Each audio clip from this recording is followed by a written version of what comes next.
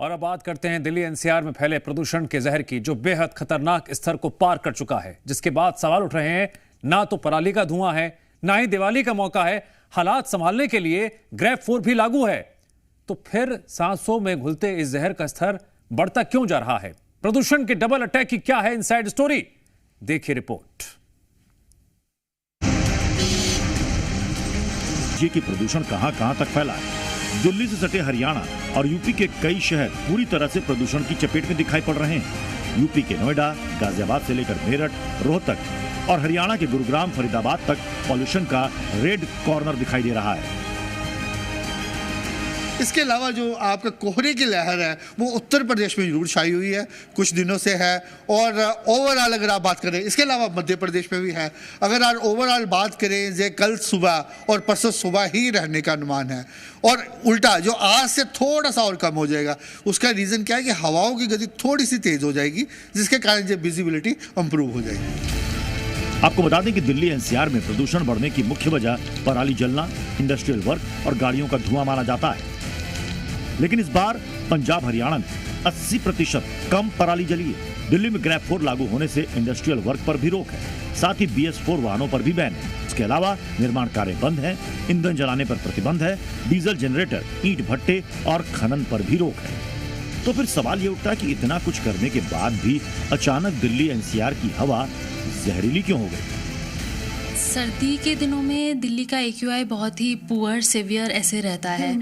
अभी कुछ ही दिनों में आप देखेंगे कि नवंबर में पूरा वेरी पुअर से सीवियर रहा है, और पिछले 2 दिन से तो 450 क्रॉस कर दिया है, जिसकी वजह से ग्रैब 4 भी लग गया है। सिर्फ फोकस करते हैं सर्दियों में, क्योंकि तब हमें प्रदूषण दिखने लगता है, हमारे लंग्स में फील होने लगता है, आंखों में इरिटेशन होती है। इसकी वजह से हम इस पर ज़्यादा फोकस सर्दियों में करते हैं।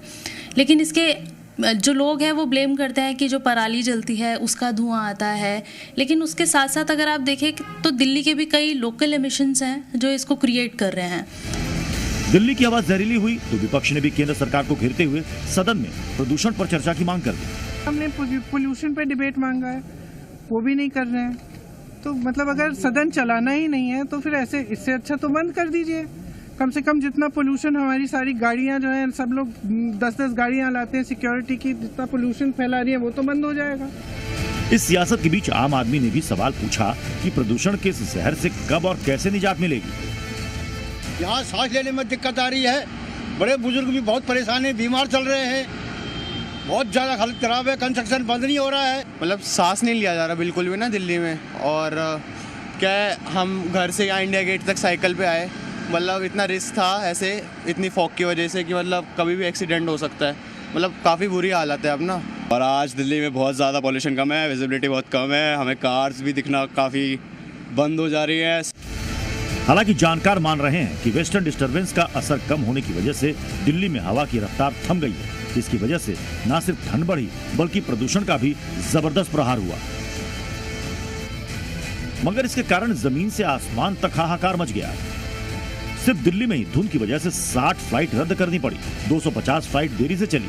धुंध की वजह से कम हुई विजिबिलिटी का खतरनाक असर दिल्ली एनसीआर के कई इलाकों में भी दिखा, जहां कई जगह हाईवे पर दर्जनों गाड़ियां आपस में भिड़ गईं। चिंता की बात यह है कि अभी तो सर्दी शुरू हुई, अभी आधा दिसंबर और पूरी जनवरी बाकी है। अगर जल्द ही पॉल्यूशन का कोई परमानेंट सोल्यूशन नहीं निकाला गया तो दिल्ली एनसीआर के करोड़ों लोगों पर सांसों का संकट और गहरा हो जाएगा। दिल्ली से रितु झा के साथ ब्यूरो रिपोर्ट, जी मीडिया।